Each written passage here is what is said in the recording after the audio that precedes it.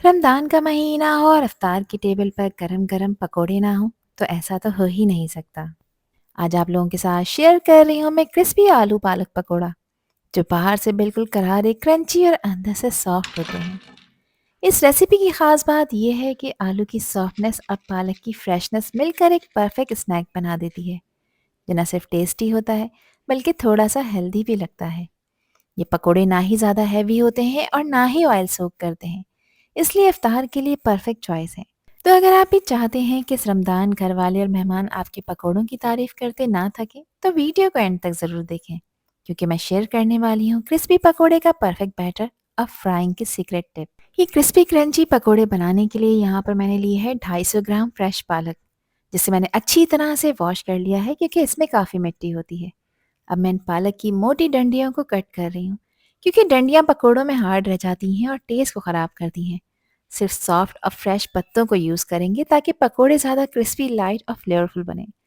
अब यहाँ पर मैं पालक के पत्तों की बिल्कुल बारीक कटिंग कर रही हूँ ताकि ये बैटर के साथ अच्छी तरह से मिक्स हो जाए और हर पकोड़े में पालक का टेस्ट इवनली आए।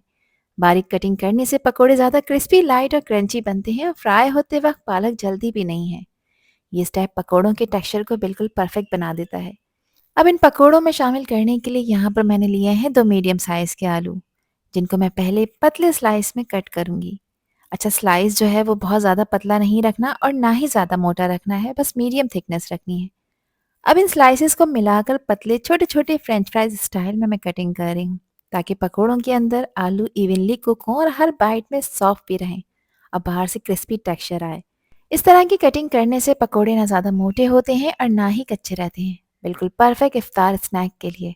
आप लोग चाहें यहाँ पर मोटे वाले ग्रेटर की हेल्प से इनको ग्रेट भी कर सकते हैं।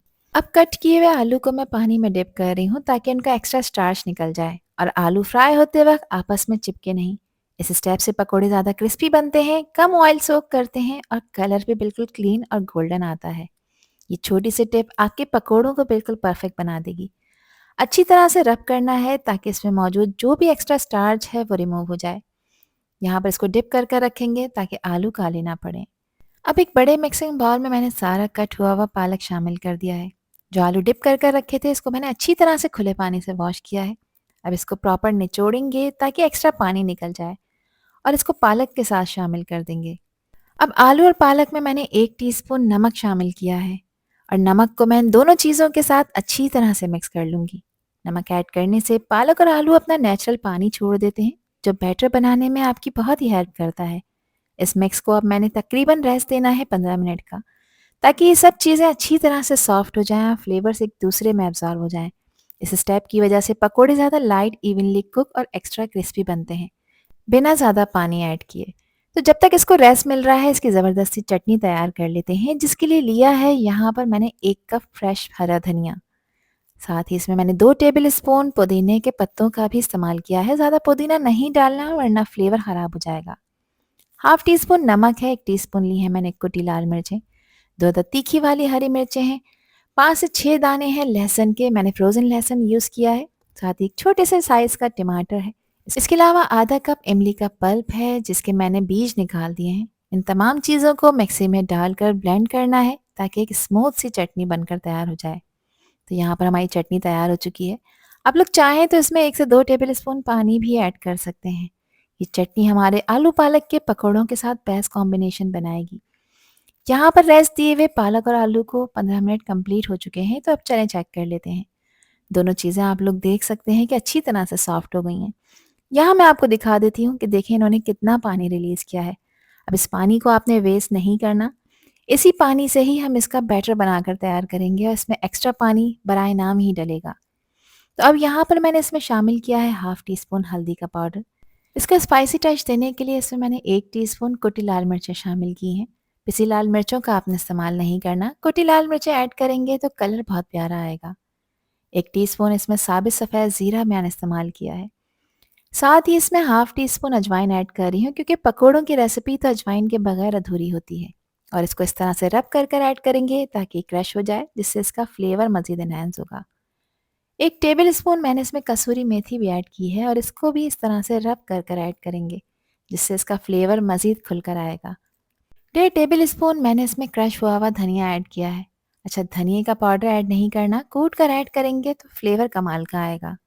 चाट मसाला इसमें 1 टीस्पून ऐड करेंगे और 1 टीस्पून मैं इसमें चिकन पाउडर ऐड कर रही हूँ, जिससे इसका फ्लेवर कमाल का आएगा। साथ 1 टीस्पून इसमें मैंने अदरक लहसुन का पेस्ट भी ऐड किया है। अब यहाँ पर 3 से 4 हरी मिर्चें थी जिसको मैंने चॉप कर लिया है और क्वांटिटी आप अपने टेस्ट के हिसाब से कम ज़्यादा कर सकते हैं।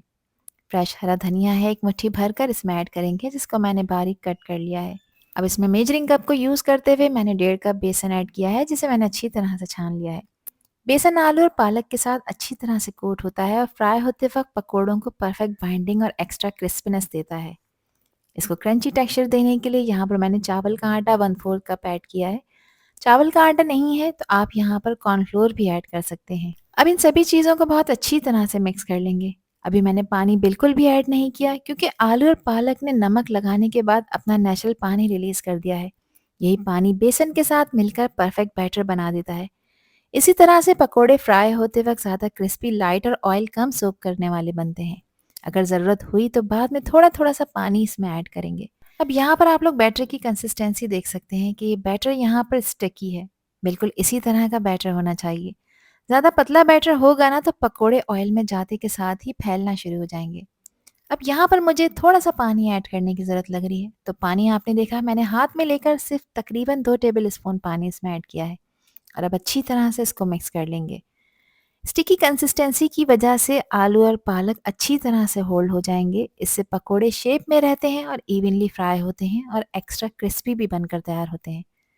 तो यहाँ पर देखें ये रेडी हो चुका है। अब इनको फ्राई करने के लिए मैंने ऑयल को गर्म होने रखा था। अब यहाँ आपने एक और अहम काम करना है। इसमें से मैं 2 से 3 टेबल स्पून गरम ऑयल के लूँगी और इस गरम ऑयल को मैं पकोड़ों के बैटर में मिक्स कर दूँगी। गरम ऑयल ऐड करने से बैटर लाइट और एयरी हो जाता है, जिसकी वजह से पकोड़े फ्राई होते वक्त ज़्यादा फूलते हैं, बाहर से एक्स्ट्रा क्रिस्पी बनते हैं और ऑयल बिल्कुल कम सोक करते हैं। ये एक सीक्रेट टिप है जो हर पकोड़े को परफेक्ट करारा टेक्सचर देती है। अब पकोड़ों का बैटर आपने ऑयल में इस तरह से ड्रॉप करना है जैसे आप निवाला बनाते हैं। बहुत ज़्यादा आपने इसको रोल नहीं करना, बॉल नहीं बनानी, वरना ये पकोड़े अंदर से कच्चे रह जाएंगे। ऑयल का टेम्परेचर मीडियम गरम है और मीडियम गरम ऑयल में इन पकौड़ों को 1 बाय 1 करके ड्रॉप करते जाएंगे और डरना बिल्कुल भी नहीं है, क्योंकि बैटर काफ़ी स्टिकी है, तो जब तक आप इसको खुद से नहीं छोड़ेंगे ये इसमें ड्रॉप नहीं होगा। अच्छा, पकौड़ों को ऑयल में डालने के बाद गैस का फ्लेम आपने लो मीडियम रखना है। लो मीडियम फ्लेम पे इन पकौड़ों को फ्राई करना है, ताकि अंदर से कच्चे बिल्कुल भी ना रहे और ऊपर से क्रिस्पी भी हो जाए। तो यहाँ तकरीबन 2 से 3 मिनट के बाद मैंने चला रही हूँ, फ्लिप कर रही हूँ ताकि सब तरफ से अच्छी तरह से फ्राई हो जाएँ। 2 से 3 मिनट में ये अपनी पोज़ीशन प्रॉपर होल्ड कर लेंगे। इनका टोटल फ्राइंग टाइम है 8 से 9 मिनट और आप देखिए एक अच्छा खूबसूरत सा गोल्डन कलर इसके ऊपर आता जा रहा है। जैसे ही पकोड़े गोल्डन हो जाएँ तो फ़ौरन समझ जाएँ कि ये यहाँ पर रेडी हो चुके हैं। अंदर से सॉफ्ट है और बाहर से बिल्कुल क्रिस्पी क्रंची हैं। मैं करीब से कैमरे में आपको चेक करा देती हूँ। बस इन्हें गरम ऑयल से निकालें और निकाल कर आपने इनको किसी स्ट्रेनर में रखना है, ताकि इनको चारों तरफ से हवा लगती रहे और ये देर तक क्रिस्पी रहें। यहाँ पर इसका क्रंच टेस्ट कर लेते हैं। तो देखें कितने क्रिस्पी बनकर तैयार हुए हैं। तो इसको सर्व करें आप मज़ेदार इमली की चटनी के साथ या अपनी किसी भी मनपसंद डिप के साथ। हर डिप के साथ ही ये बेस्ट कॉम्बो बनाएंगे। और यहाँ पर हमारे क्रिस्पी आलू पालक के पकोड़े बिल्कुल रेडी हो चुके हैं। बाहर से परफेक्ट गोल्डन क्रंच और अंदर से आलू की सॉफ्टनेस और पालक का फ्रेश फ्लेवर। तो अगर आप भी ऐसी क्रिस्पी परफेक्ट पकोड़े बनाना चाहते हैं तो इस रेसिपी को ज़रूर ट्राई करें और अपना फीडबैक मुझे कमेंट में लास्ट में बताएं। आई होप कि ये वीडियो आप लोगों को पसंद आई होगी।